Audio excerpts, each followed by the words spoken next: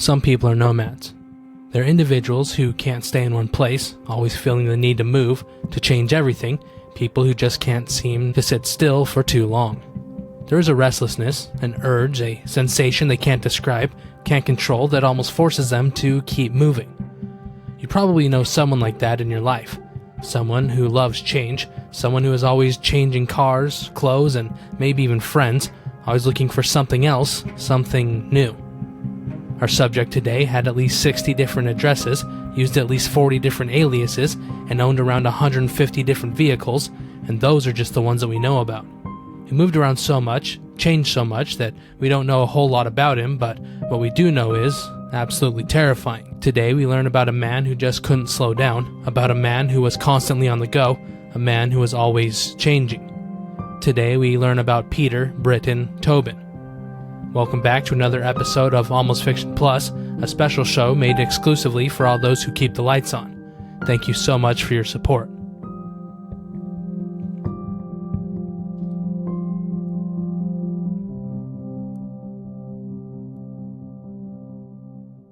August 27th, 1946.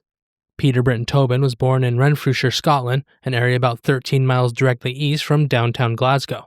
He grew up in a very large family, the youngest of 8 children. He had 4 older sisters and 3 older brothers. His father, Daniel, worked as an engineer, and his mother, Marjorie, stayed home with the kids. Peter, the caboose, was his parents' most difficult child by far, and by 7 years old, he got so out of hand that he was sent to a specialized reform school, but not even the trained professionals could get through to him. By the time he was a teen, he was already known as a petty criminal, a boy who specialized not in a trade or branch of education like his siblings, but instead he excelled in theft and forgery. Peter would eventually move away from his hometown, taking up residence in Brighton, Sussex, England, where he continued to commit petty crimes in order to provide for himself. There he would meet and shortly afterwards marry a 17-year-old named Margaret Mountney, who worked as a clerk and typist, their wedding taking place in August of 1969. Most of his crimes at this time were petty, and his prison sentences reflected that, well, at least the crimes that he was caught for. His wife Margaret would later state that during their short marriage, Peter was extremely violent, raped her at least 3 or 4 times, and had even stabbed her. The injury was severe, and he actually had left her for dead, but when her blood started to drip through the floor into the apartment below, her neighbor luckily took quick action and got her help, effectively saving her life. There is no record on if he was ever even arrested for this attempted murder, but he was never prosecuted for it, though it did lead to the end of his marriage to Margaret, who left him in 1971. Around the same time, Peter was arrested for burglary and forgery, and after 2 years in prison, he was released, and at 27, he met another woman, a nurse 3 years his senior named Sylvia Jeffries. That same year, in 1973, the couple had a son. Peter's life was pretty quiet for the next 2 years until 1975, when he and Sylvia had another child who died shortly after childbirth.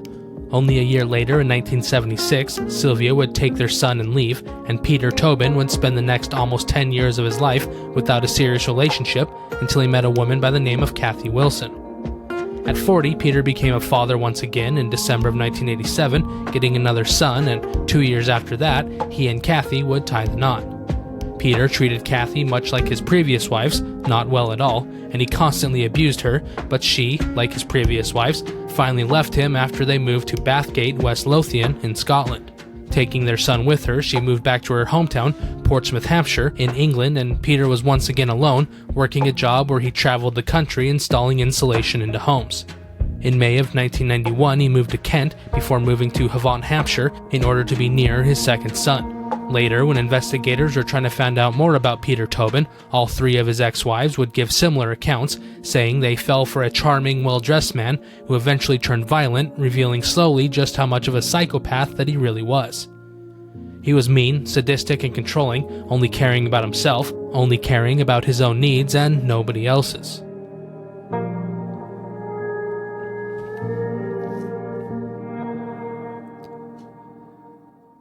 There weren't any arrests, there weren't any new incidents during the next 2 years, at least nothing that Peter was caught for until 1993. 2 14-year-old girls were trying to visit someone they knew at a flat in Lee Park in Hampshire, England, and that person was not home at the time of their visit, so for some reason they went to the neighbor's flat where they asked if they could wait inside until their friend got home. Peter Tobin let them in. Grabbing a knife, he threatened the girls, forcing them to drink alcohol, including cider and vodka, before sexually assaulting and raping both of them. He did all of this in front of his youngest son. And his violence didn't stop with the sexual assaults. He also stabbed one of the girls. Then, after turning on the gas in the flat, he took his son and left, simply leaving the girls to die. They survived. Peter goes into hiding then, taking refuge with the Jesus Fellowship, a religious sect in nearby Coventry, joining under a false name. But since investigators aren't dumb, well, at least not these ones, they eventually tracked him down using a car, his blue Austin Metro. On May 18, 1994, during a session at the Winchester Crown Court, Peter pleaded guilty to the sexual assaults and attempted murders of the two 14-year-old girls and received a 14-year prison sentence. After only serving 10 years, Peter, who was 58 at the time, was released from prison early. He then moved to Paisley in Renfrewshire, where he registered as a sex offender, something that was now mandatory for him.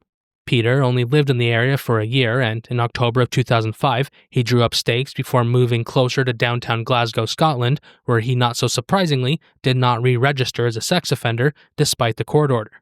That same October, 24-year-old Cheryl McLaughlin would go to police, saying that a man named Britton Tobin had attacked her with a knife in his flat. It's unknown why she was there, but at some point during their conversation, she said, "I looked down the side of the seat and there was a belt and a tie. I thought he was going to tie me up." She tried to get out at that point, tried to run away, and Peter pulled a knife, but after a brief struggle, she succeeded and immediately reported the incident to authorities. When they arrived at the flat, they searched for Peter, unsuccessfully, and he never again returned to the scene of the crime. A warrant was sent out for his arrest, but as time passed, it started to look like maybe he was going to get away with it. Angelica Cluck was working as a cleaner at St. Patrick's Church in Anderston, Glasgow, in order to save up money to help further her education in language studies at Danks University. She was reported missing by her boyfriend, who had not heard from her, and after a few questions were asked, it turned out that she had last been seen on September 24, 2006.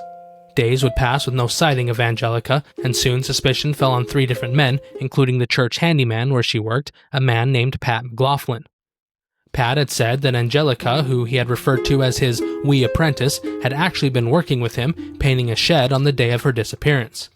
Pat answered all the officers' questions, did his best to help out, but after his initial questioning, the 60-year-old man just disappeared.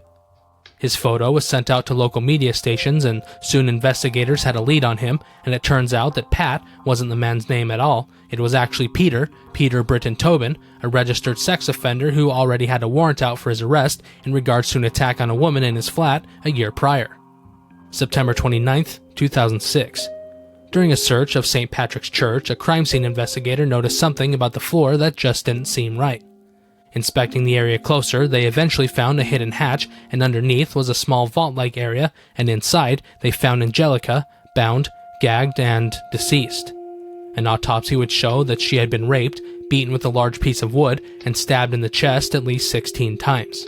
DNA was also recovered from Angelica, a DNA sample that matched a sample already in the UK National Criminal Intelligence Database. It matched to Britton Tobin. Peter, despite using a false name, was soon found after checking into a hospital, and not only was his name false, but so was the reason why he was there. There was really nothing wrong with him, and it appeared as if he was just trying to hide in the hospital, knowing that officers were on his tail. On October 1, 2006, PC Alan Murray was sent to the hospital, where a nurse had recognized Peter, remembering his face from a news report that she had seen. PC Murray approached the man who was calling himself James Kelly, and before he could even finish his question, he was cut off by Peter, who came clean about who he was, knowing that he was finally caught. On March 23, 2007, Peter went on trial in High Court of Edinburgh, where after only 6 weeks he was found guilty of the murder of Angelica Cluck. The judge described Peter's actions as inhuman before sentencing him to a life sentence, though he would be eligible for parole after only 21 years in prison.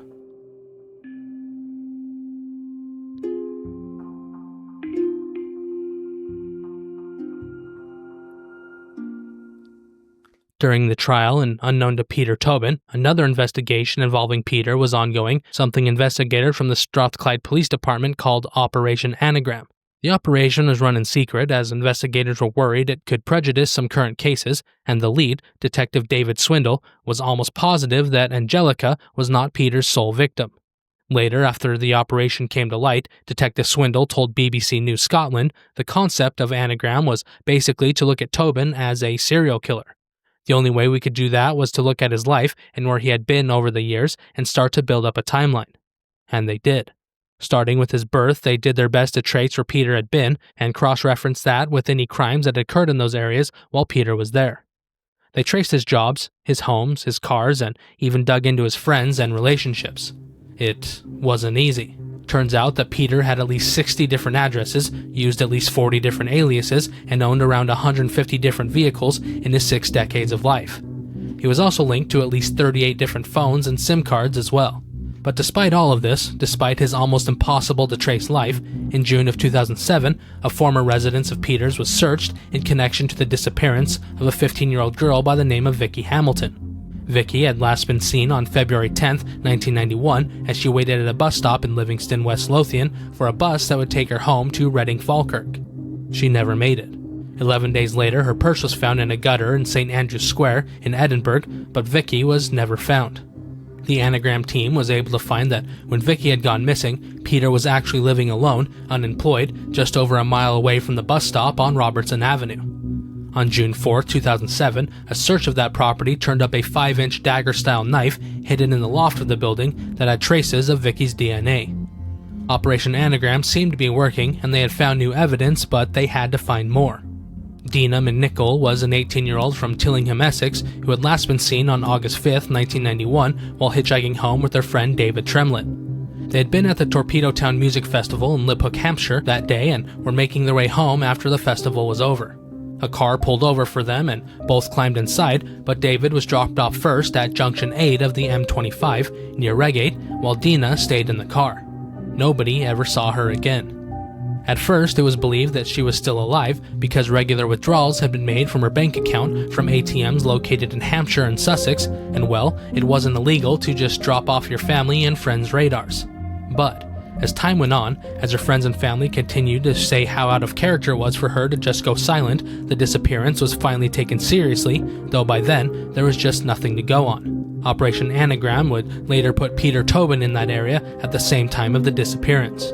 When questioning one of Peter's former neighbors, a man named David Martin, he said he remembered Scottish Pete, as he called him, and David thought he was just a normal dude. He had a son on weekends, went to work, and was pretty quiet. But there was this one time when he saw Scottish Pete digging an extremely large hole in his yard. He had asked him what it was for, why he was trying to get to Australia, and Pete laughed before responding that he was merely putting in a sandpit, one for his boys so he had somewhere to play. 2 days later, the hole had been filled back in, put back to normal, and there was no sand there.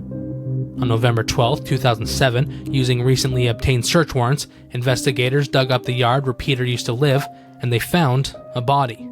Detective Swindle was informed, and he was sure that they had found Dina, but he was surprised when he was informed that no, they had actually found the body of Vicky Hamilton, who was 400 miles away from where she had gone missing.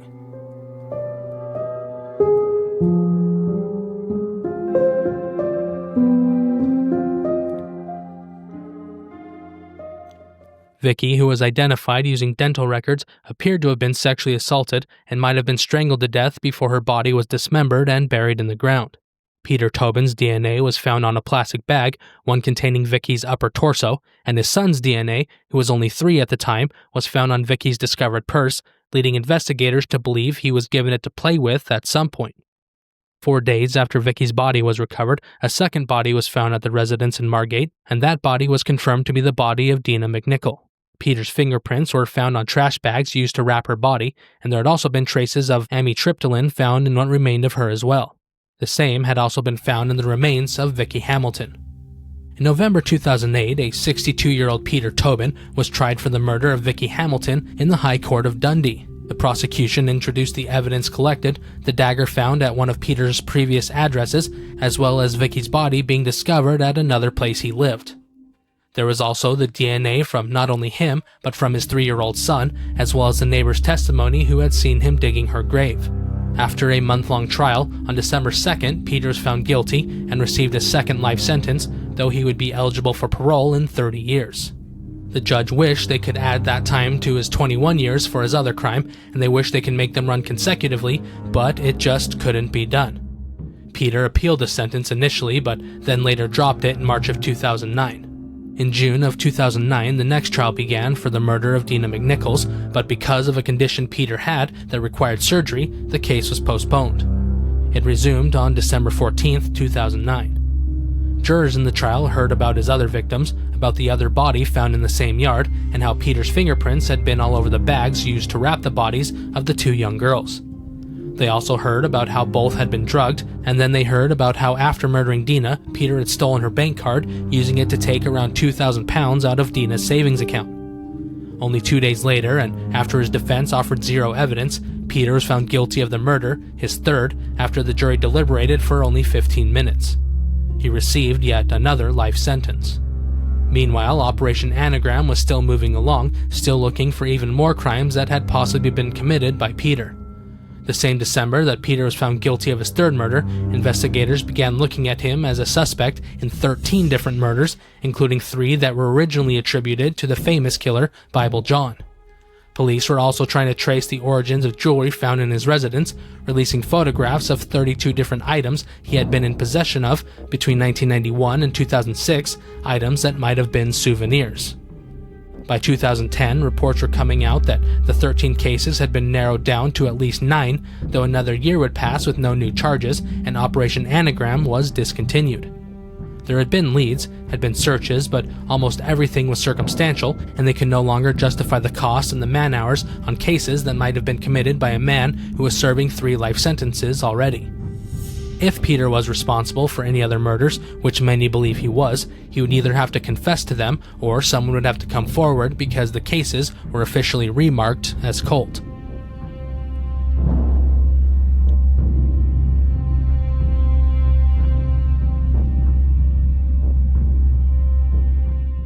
On August 9, 2012, Peter was admitted to the Edinburgh Royal Family Infirmary after experiencing chest pains, though nothing really came from the event.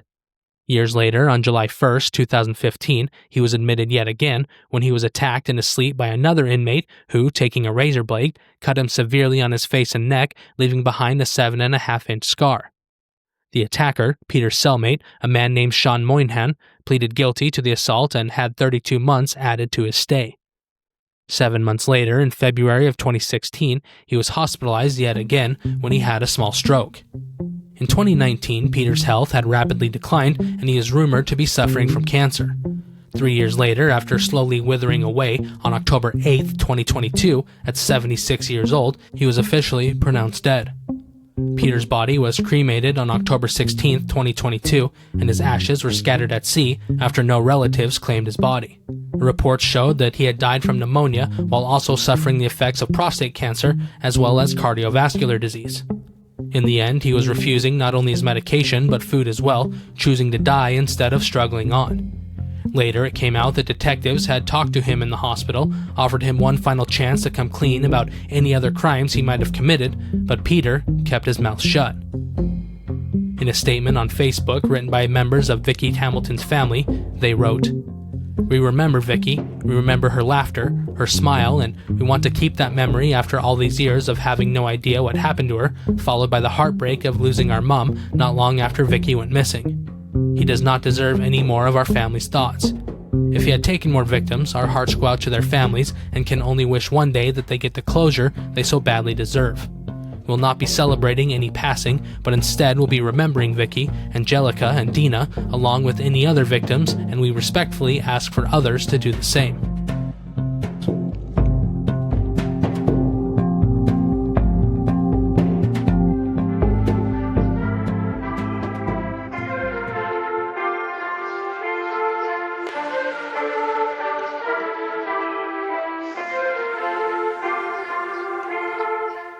Thank you all so much for joining me today for another episode of Almost Fiction Plus. I truly appreciate your support, and I thank you for your patronage, because without you, I wouldn't be here, so take pride in your support of the arts, in your contribution to my ability to tell the victim stories, as well as providing warnings about the monsters that are around all of us. Thank you so much for listening to Almost Fiction Plus.